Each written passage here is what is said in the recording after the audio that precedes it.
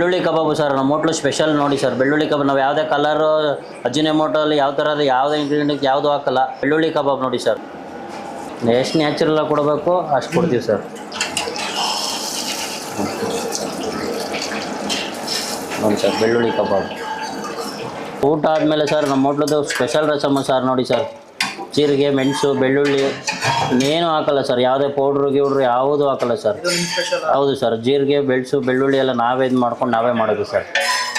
ಮುದ್ದೆ ನಾವೇ ಬೀಸ್ಕೊಂಬಂದು ನಾವೇ ಮಾಡೋದು ಸರ್. ಯಾವುದೇ ಅಂಗಡಿಲಾದಂಥ ಯಾವುದು ರಾಗಿ ಹಿಟ್ಟು ತಂದು ಮಾಡಲ್ಲ ನಾವು.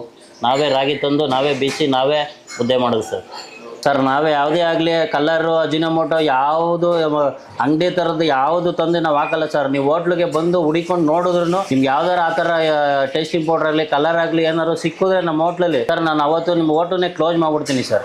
ಸರ್ ನಾವು ಪ್ರತಿಯೊಂದು ಅಡುಗೆನೇ ನಾವು ಗ್ಯಾಸಲ್ಲಿ ಯಾವುದೇ ಥರದ ಗ್ಯಾಸು ಯೂಸ್ ಮಾಡಲ್ಲ ಸರ್. ನಾವು ಸೌದೆ